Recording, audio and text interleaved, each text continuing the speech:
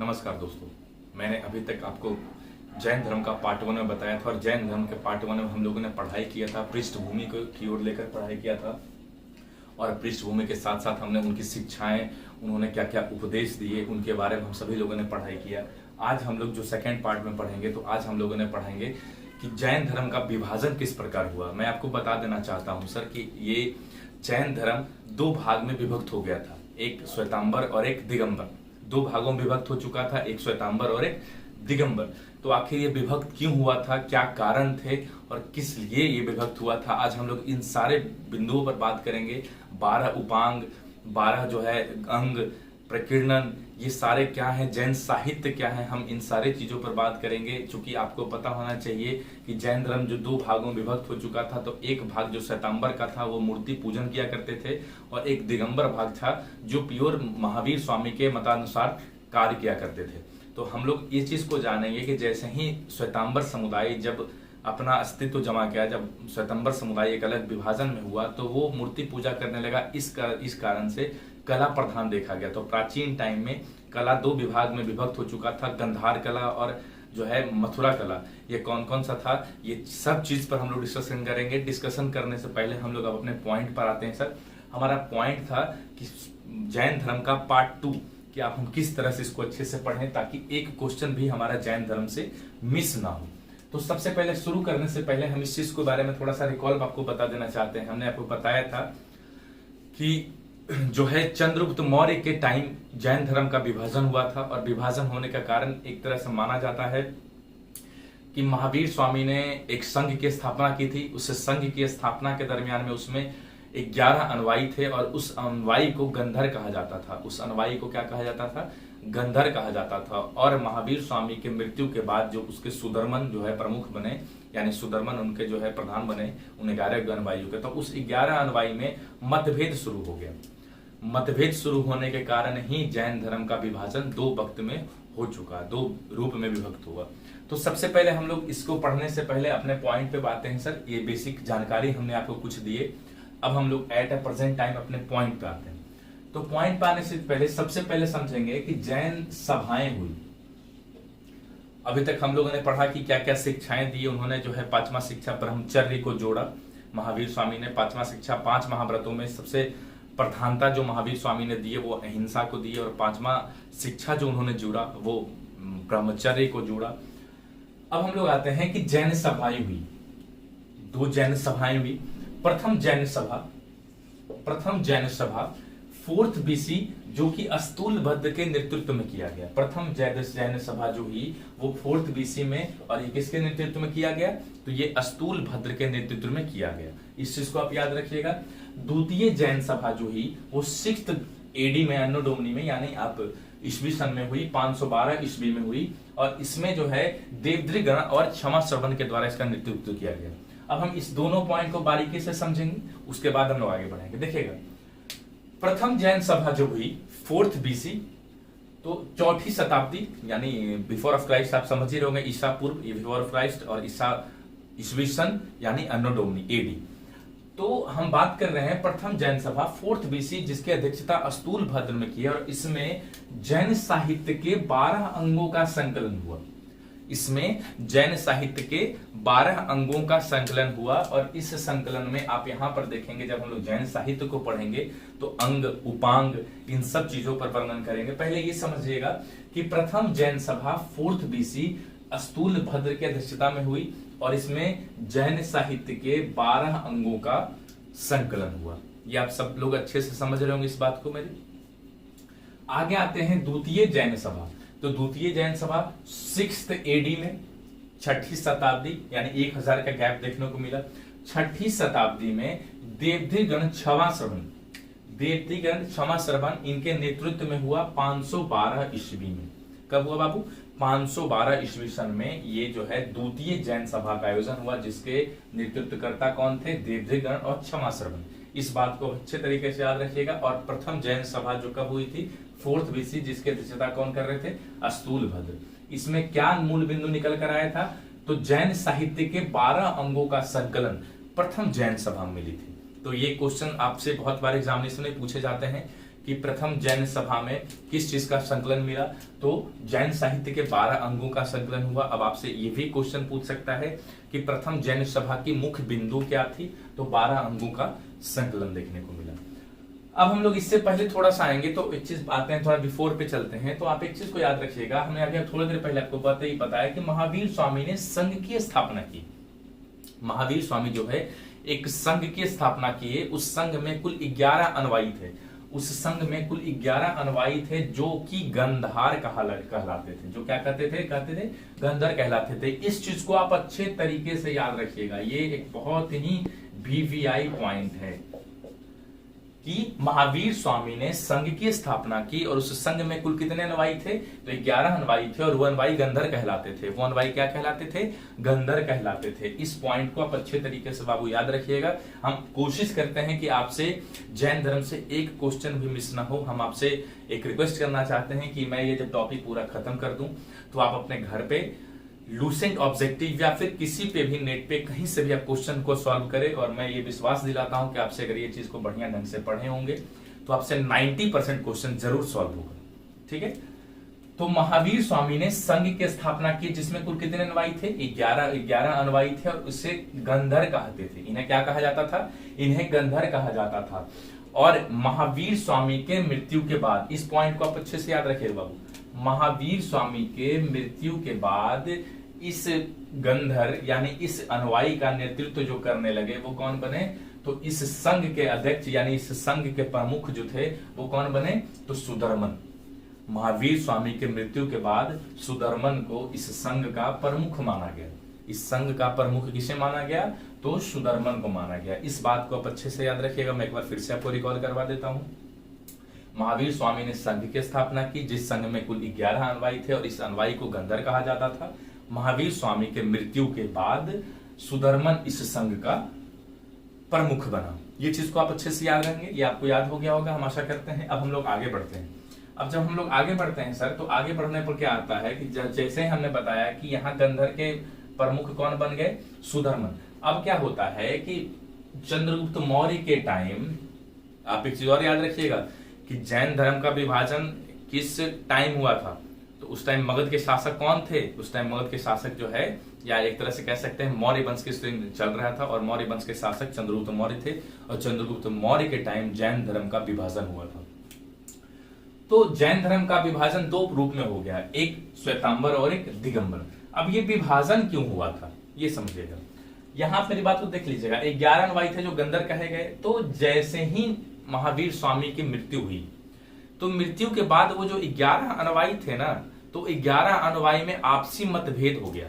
कुछ लोग जो है एक नया रूल को बनाना चाहते थे और कुछ लोग जो है वो महावीर स्वामी के रूप में या महावीर स्वामी के किए गए कार्य के अनुसार ही चलना चाहते थे। तो कुछ लोगों ने महावीर स्वामी के उपदेश के अनुसार चले और कुछ लोग जो थे वो अपने रूप से अपना एक कानून बनाए, अपना एक रूल बनाए और उस अनुसार चलना शुरू कर दिए। उसमें क्या था कि कुछ लोग जो है या कुछ अनुयायी जो थे वो क्या करते थे, वो महावीर स्वामी को भगवान मानने लगे और कुछ अनुयायी जो थे वो महावीर स्वामी को एक पुरुष मानते थे, क्योंकि वो अपने कार्य के अनुसार वो इस चीज को बनाए या इस धर्म को यहां तक पहुंचाए। अब आते हैं, तो 2 भाग में विभक्त हो गया, एक श्वेतांबर और एक दिगंबर। एक भाग कौन था सर, एक भाग श्वेतांबर और एक भाग दिगंबर। ये विभाजन किस शासक के बीच हुआ था, तो चंद्रगुप्त मौर्य के टाइम हुआ था। जैन धर्म 2 भाग में विभक्त हो गया, श्वेतांबर और दिगंबर। तो श्वेतांबर के जो श्वेतांबर को संचालन कर रहे थे वो स्थूल भद्र के द्वारा किया जाता था और दिगंबर का संचालन भद्र बाहु के द्वारा किया जाता था। याद रखिएगा, ये स्थूल भद्र कौन है, तो जो प्रथम जैन सभा जिनके नेतृत्व में हुआ था, स्थूल भद्र के नेतृत्व में, ये वही स्थूल भद्र हैं जिन्होंने श्वेतांबर का अध्यक्षता अपने हाथ में रखा। दिगंबर की अध्यक्षता किसने ली, तो भद्र बाहु ने रखी। ठीक है, अब इससे कुछ मुख्य बिंदु है जिस पर हम लोग फोकस करेंगे। सबसे पहला मुख्य बिंदु हमारा आता है बाबू कि सबसे पहला पॉइंट, श्वेतांबर जो थे यानी श्वेतांबर के जो लोग थे, श्वेतांबर को जो ज्वाइन किए हुए थे, वो क्या करते थे कि श्वेत वस्त्र का धारण करते थे। वो कौन सा वस्त्र धारण करते थे, वो श्वेत वस्त्र धारण करते थे। और दिगंबर समुदाय के जो लोग थे वो पूर्णतः नग्नता में रहते थे, वो पूर्णतः नग्नता रहना पसंद करते थे। तो ये चीज को आप पॉइंट में याद रखिएगा, श्वेतांबर के लोग श्वेत वस्त्र धारण करते थे और दिगंबर के लोग नग्नता में रहते थे।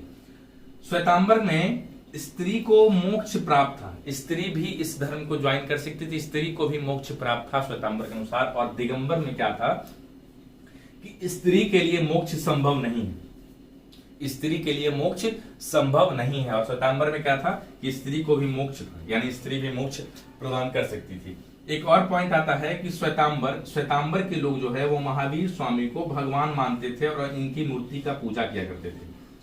महावीर स्वामी को भगवान मानते थे और इनकी मूर्ति का पूजन किया करते थे। कहाँ के लोग सर? तो श्वेतांबर जो थे वो श्वेतांबर क्या करते थे कि महावीर स्वामी को भगवान मानते थे और उनकी मूर्ति का पूजा किया करते थे। लेकिन दिगंबर समुदाय के जो लोग थे वो क्या करते थे?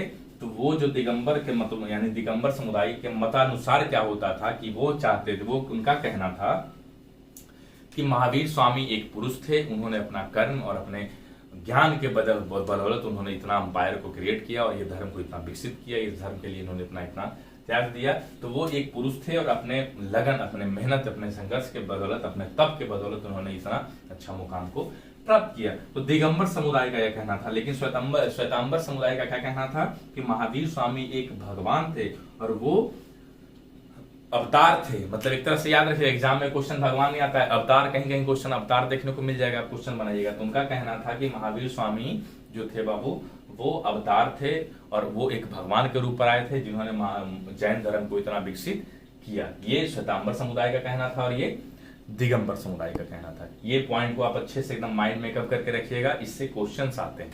अब आगे बढ़ते हैं तो कुछ प्रतीक चिन्ह है, कुछ प्रतीक चिन्ह है जिससे कि जैनीय जो तीर्थंकर थे उन तीर्थंकरों का कुछ प्रतीक चिन्ह है जिससे कि उनको संबोधित किया जाता है।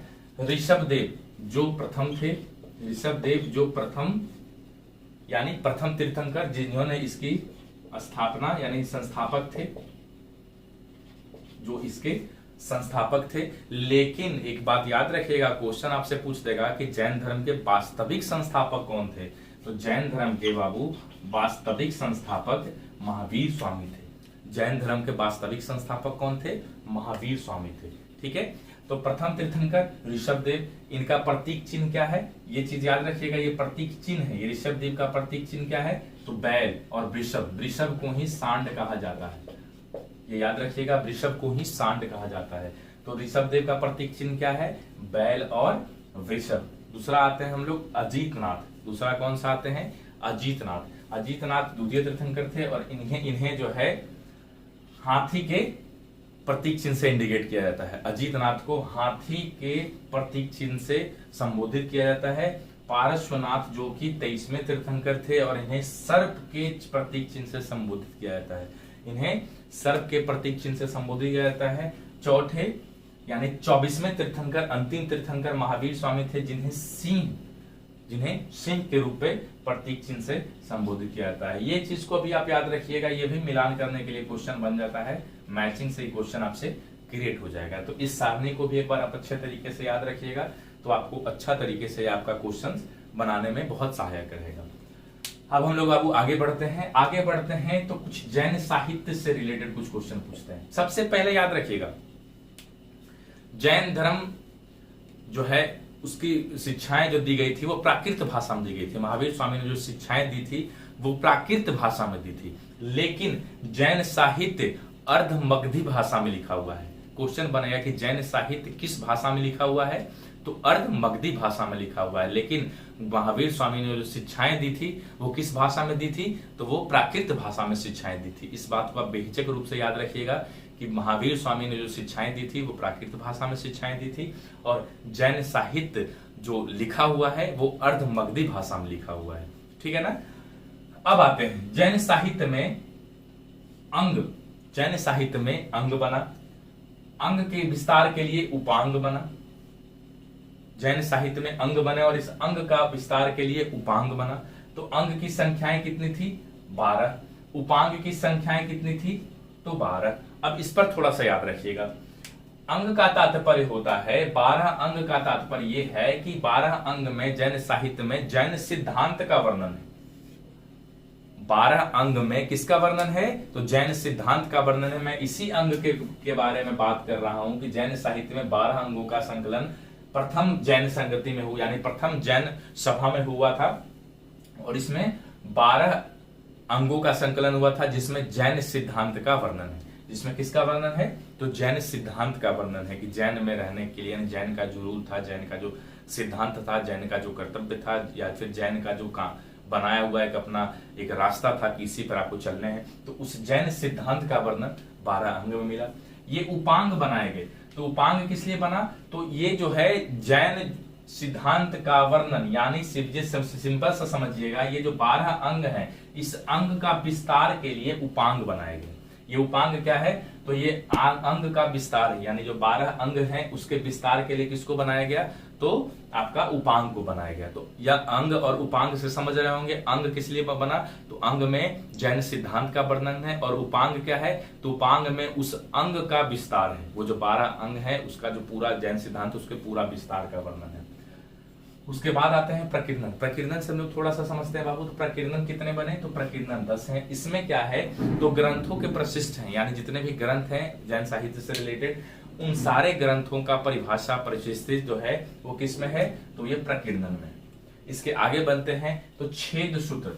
छेद सूत्र कितने हैं? तो छेद सूत्र 6 हैं। छेद सूत्र में क्या है? जो जैन भिक्षुक हैं, या जैन भिक्षुक या जैन भिक्षुणियां कहते हैं, तो इन जैन भिक्षुकों का जो नियम था, इन नियम का वर्णन छेद सूत्र में देखने को मिलता है। इन भिक्षुकों का नियम क्या है मिलता है बाबू? तो छेद सूत्र में देखने को मिलता है। इसके बाद मूल सूत्र बने। जो मूल सूत्र कितने हैं? मूल सूत्र 4 हैं। तो ये चीज को आप अच्छे तरीके से याद रखिएगा। अंग कितने हैं? तो 12 हैं। उपांग कितने हैं? तो 12 हैं। प्रकीर्णन कितने हैं? तो 10 हैं। छेद सूत्र कितने हैं? तो 6 हैं। अंग में किस चीज का वर्णन है? तो अंग में जैन सिद्धांत का वर्णन है। उपांग में क्या है? तो उपांग में अंग का विस्तार है। प्रकीर्णन में क्या है? तो प्रकीर्णन की संख्या 10 है, जिसमें जितने जैन ग्रंथ हैं उन ग्रंथों का परिशिष्ट यानी परिभाषा इसमें दिया हुआ है। छेद सूत्र की संख्याएं कितनी है? तो 6 है। इसमें क्या है? तो जो जैन भिक्षुक और भिक्षुणियां हैं उनके नियम का संकलन, ठीक है, यानी उनके नियम का नियम रूल। अब आगे चलते हैं। मूल सूत्र की संख्या हमने बताया आपको कि मूल सूत्र की संख्याएं 4 है। अब थोड़ा सा आगे बढ़ते हैं तो कुछ अन्य बिंदु पर बात करते हैं। हम अन्य बिंदु पर बात करने से पहले एक चीज को याद रखिएगा, ये जो पूरा जैन साहित्य है, ये जैन साहित्य को आगम कहा जाता है। ये जैन साहित्य को क्या कहा जाता है? आगम कहा जाता है। इसको एकदम माइंड में आप मेकअप करके रखिएगा कि जैन साहित्य को क्या कहा जाता है?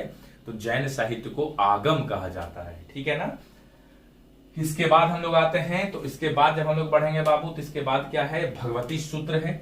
इसके बाद जो है एक भगवती सूत्र और एक कल्प सूत्र, ये 2 ग्रंथ हैं, इसको याद रखिएगा, भगवती सूत्र और एक कल्प सूत्र।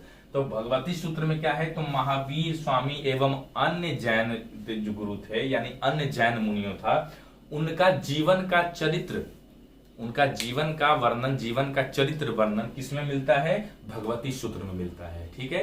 भगवती सूत्र क्या है? तो महावीर स्वामी एवं अन्य जैन मुनियों का जीवन चरित्र का वर्णन किसमें प्राप्त होता है? तो वो भगवती सूत्र में प्राप्त होता है। अब हम लोग आगे आते हैं, तो ये कल्प सूत्र। कल्प सूत्र इसलिए ज्यादा इंपॉर्टेंट है और इसलिए ज्यादा वीवीआई बनता है क्योंकि कल्प सूत्र के रचयिता जो थे वो भद्रबाहु थे। कल्प सूत्र के रचयिता कौन थे बाबू? तो कल्प सूत्र के रचयिता भद्रबाहु थे, और भद्रबाहु जो थे उन्होंने सबसे पहले यानी कल्प सूत्र में जैन धर्म का प्रारंभिक इतिहास, जैन धर्म का प्रारंभिक इतिहास किसमें मिलता है? कल्प सूत्र में मिलता है। और कल्प सूत्र के रचयिता कौन थे? तो भद्रबाहु थे।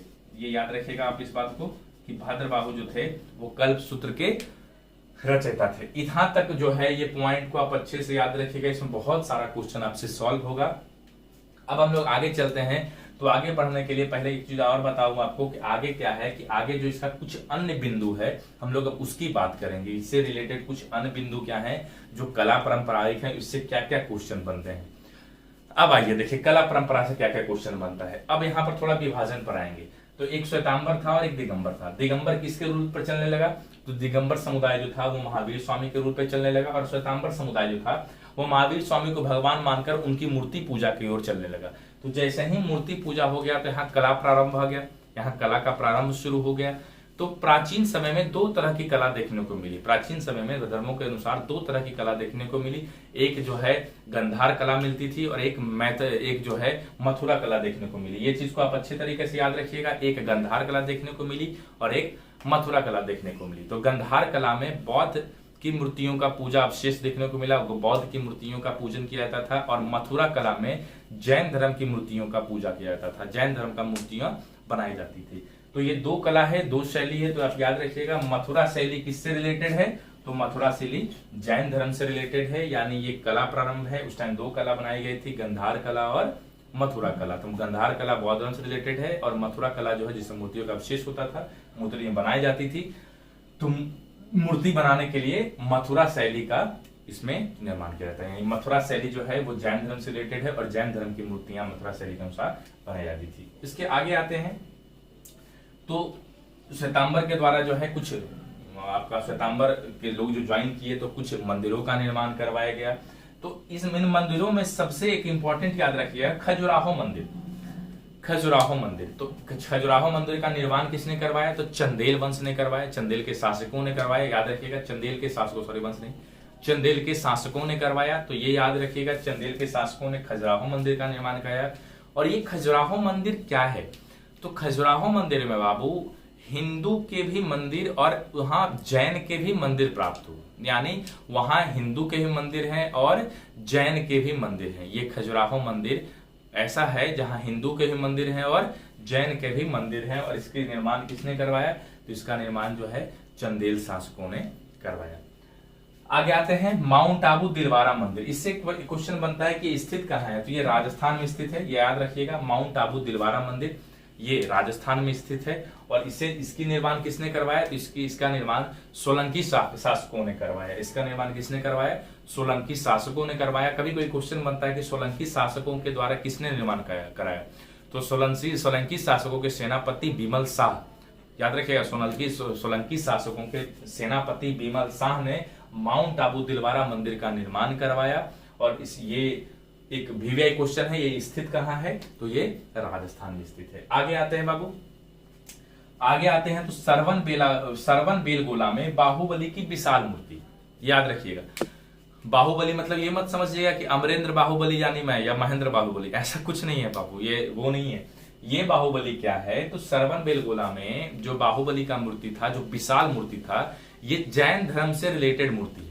ये माना जाता है कि जैन धर्म से रिलेटेड मूर्ति है बाहुबली की विशाल मूर्ति। और इसका जो निर्माण करवाया गया था, याद रखिएगा बाबू, इसका जो निर्माण करवाया गया था वो गंग वंश के, ठीक है, गंग वंश के शासक चामुंडाई राय के द्वारा इसका निर्माण करवाया गया था। इसका निर्माण कौन करवाए थे, तो चामुंडाई राय के द्वारा, ठीक है, चामुंडाई राय के द्वारा इसका निर्माण करवाया गया था। और इस निर्माण में है, तो ये बात को आप अच्छे से याद रखिएगा कि सरवन बेलगोला बाहुबली जो मंदिर है, जो बाहुबली की विशाल मूर्ति है, इसका निर्माण किसने करवाया था, तो इसका निर्माण चामुंडाई राय ने करवाया था। और यहाँ प्रति 12 वर्ष में, याद रखिएगा ये भी वीवीआई पॉइंट है कि सरवन बेलगोला में प्रति 12 वर्ष में महामत्स्याभिषेक होता है। ये महामत्स्याभिषेक क्या है बाबू, तो ये एक बहुत बड़ा त्योहार है जो प्रति 12 वर्ष में यहाँ मनाया जाता है। हम आशा करते हैं कि आज के क्लास में आप ये सारे लेक्चर, ये सारे पॉइंट को आप समझे होंगे।